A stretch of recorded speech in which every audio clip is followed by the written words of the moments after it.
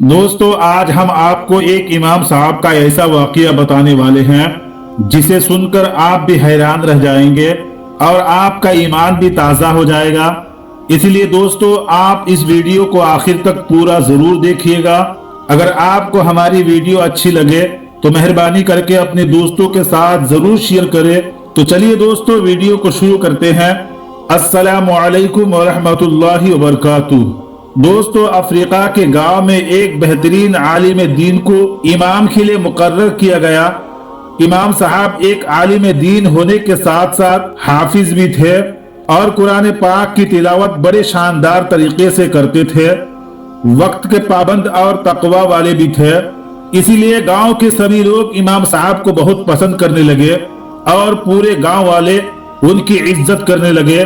दोस्तों, इसी वजह से गांव का हर आदमी उस इमाम साहब की दावत करना अपने लिए इज्जत व फख्र समझने लगे और बढ़ चढ़कर गांव वाले इमाम साहब की इज्जत अफजाई करने की कोशिश करने लगे। इसी वजह से गांव में इमाम साहब की खाने की बारी लग गई। दोस्तों, उसके कुछ दिनों के बाद रमजान का महीना शुरू हो गया और गांव के ही एक शख्स ने बड़े ही शौक व एहतमाम से इमाम साहब को अपने घर में दावत दी। दस्तरखान को तरह तरह के खानों से सजाया। इमाम साहब ने खाने से फारिग होने के बाद खुश होकर घर वालों को दुआएं देते हुए वहां से रुखसत हो गए, यानी कि इमाम साहब वहां से चले गए। दोस्तों, उसके बाद उस शख्स की बीबी दस्तरखान को समेटने के लिए आई तो याद आया कि उसने इस दस्तरखान के पास कुछ पैसे रखी थी जो उसने उठाना भूल गई थी। जल्दी से उसने अपने उन पैसों को ढूंढा तो वो पैसा वहां पर नहीं मिले। उस औरत ने आसपास के इधर उधर ढूंढा मगर वो पैसा कहीं भी नहीं मिले। उसके बाद उस औरत के शौहर जब नमाज पढ़ने के बाद घर आया तो उसकी बीवी ने सारा माजरा बयान किया तो उसके शौहर ने भी उन पैसों के ताल्लुक से ला इल्मी का इजहार किया, यानी कि शौहर ने भी यही कहा कि उन पैसों के बारे में उन्हें नहीं मालूम। थोड़ी देर गौर फिक्र करने के बाद उन्होंने सोचा कि आज इमाम साहब के अलावा हमारे घर में कोई भी नहीं आया और उस घर में हम दोनों और एक दूध पीती बच्ची के सिवा कोई भी नहीं है, इसलिए हो ना हो उन पैसों को जरूर इमाम साहब ने उठाए हैं और वही उन पैसों को चुरा कर ले गया है। ये सोचकर उस शख्स को इमाम साहब पर बड़ा गुस्सा आया और अपनी बीबी को कहने लगे कि हमने तो इमाम साहब को इस मुबारक और बाबरकत महीने में इतनी अच्छी दावत करवाई मगर इमाम साहब ने हमें बदले में ये सिला दिया। उस शख्स को बड़ा गुस्सा आया मगर उन लोगों ने शर्म के मारे इमाम साहब को उन पैसों के बारे में पूछना मुनासिब नहीं समझा। मगर वो शख्स उस दिन के बाद इमाम साहब से कतराने लगे। दोस्तों, इस वाकया को पूरा एक साल हो चुका था। पूरा एक साल बीत गया। फिर रमजान के महीने उसी घर में इमाम साहब की दावत की बारी आ गई। शौहर ने बीते रमजान के वाकया को सामने रखते हुए बीवी से मशवरा किया कि हम इस बार इमाम साहब की दावत नहीं करेंगे। मगर उसकी बीवी अच्छी थी। वो अपने शौहर को बोली कि हो सकता है इमाम साहब को उस दिन कोई परेशानी या मजबूरी रही होगी, इसलिए उन्होंने वो पैसा उठा लिए होंगे। हमें उनको माफ कर देना चाहिए और इस बार उनकी दावत करनी चाहिए। दोस्तों, शौहर ने अपनी बीवी की बात मान ली और इमाम साहब को फिर से दावत दी गई। शाम के वक्त इमाम साहब आ गए और जब उन्होंने खाना खा लिया तो उस शख्स ने इमाम साहब से कहा, क्या आपने कभी ये महसूस किया कि पिछले रमजान महीने से मैं आपसे कतरा रहा हूं? तो इमाम साहब ने कहा, मुझे मालूम है। उसके बाद उस शख्स ने इमाम साहब से कहा कि इमाम साहब, मैं आपसे कुछ पूछना चाहता हूं, आप उसका जवाब सही सही दे दीजिए। फिर इमाम साहब ने कहा, हाँ बिल्कुल पूछिए। फिर उस शख्स ने इमाम साहब से कहा, पिछली बार जब आपको दावत दी गई थी तो उस वक्त मेरी बीबी दस्तरखान के पास में कुछ पैसे रखकर उठाना भूल गई थी, मगर उसके बाद उसने अपने पैसे को ढूंढे तो वहां पर नहीं मिले और उस दिन आपके सिवा हमारे घर पर कोई नहीं आया था, इसलिए हमें लगता है कि वो पैसे आप नहीं उठा लिए हैं। क्या आपने उठाए थे वो पैसे? ये सुनकर इमाम साहब ने फौरन जवाब दिया कि जी हाँ, वो पैसा मैंने ही उठाए थे।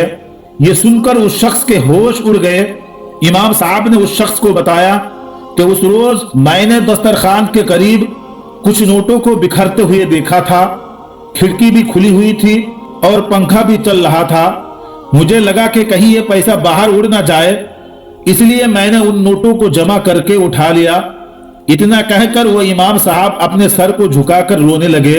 ये देखकर मियाँ बीबी दोनों परेशान हो गए और पूछने लगे, इमाम साहब क्या बात है, आप रो क्यों रहे हो?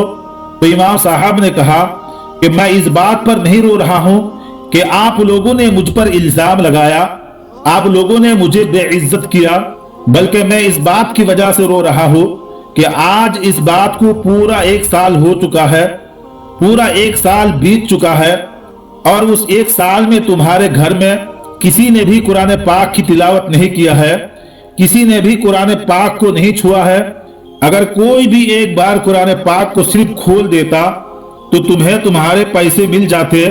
इतना सुनते ही वो शख्स दौड़ता हुआ घर में रखे कुरान पाक के पास गया और जल्दी से उसको खोल कर देखा तो कुरान पाक में वो सारे के सारे पैसे मौजूद थे।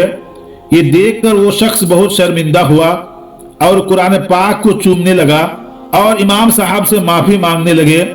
उस शख्स ने इमाम साहब से कहा कि अब से वो हर रोज कुरान पाक की तिलावत करेगा।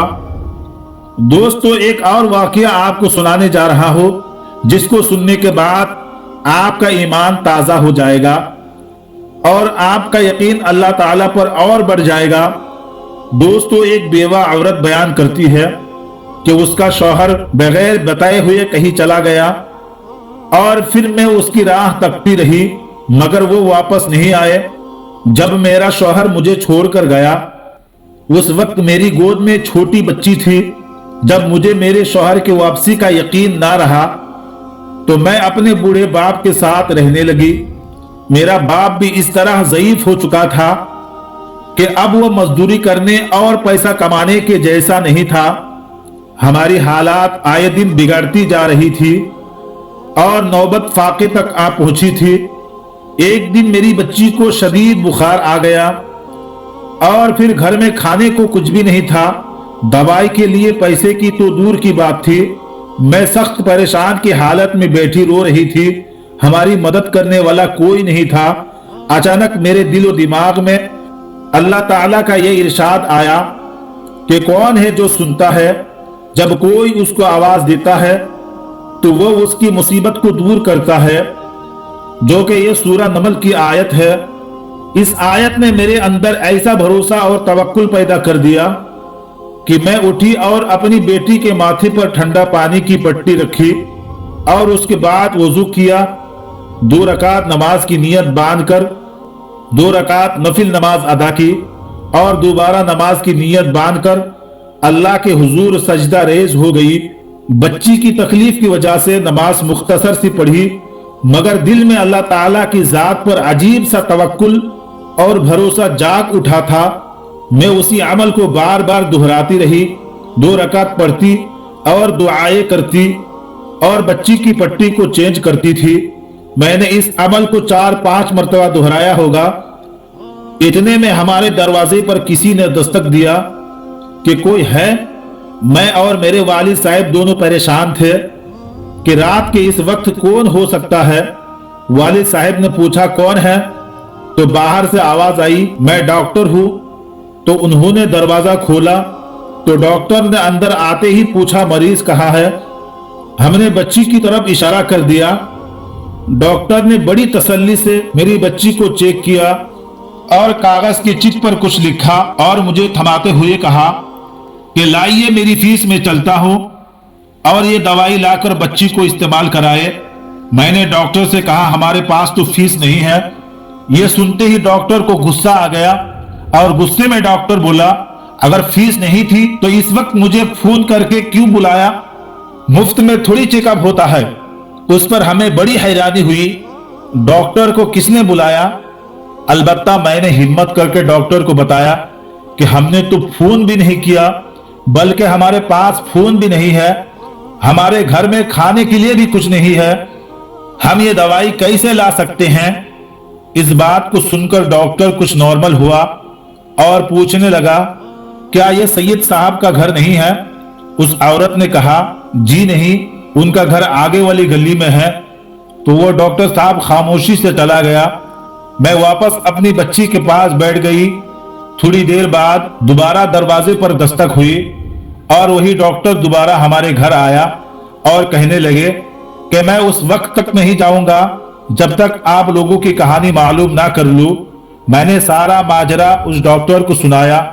उन्होंने हमें तसल्ली दी और खुद जाकर मार्केट से दवाइयां खरीद लाया और साथ ही में हमारे लिए खाने पीने के लिए काफी कुछ लेकर आया। डॉक्टर ने अपने हाथों से मेरी बच्ची को दवाई पिलाई और जाते वक्त ये कहकर गया, अब आपको किसी किस्म की कोई फिक्र करने की जरूरत नहीं है। हर महीने आपको जरूरत का सामान पहुंचा दिया करूंगा। तो दोस्तों, ये है अल्लाह ताला पर भरोसा और तवक्कुल का सिला। जब इंसान अल्लाह ताला की तरफ पूरे यकीन के साथ रुजू करता है तो अल्लाह ताला उसकी जरूर मदद फरमाता है। अल्लाह ताला हम सबको कहने और सुनने से ज्यादा अमल करने की तौफीक अता फरमाए।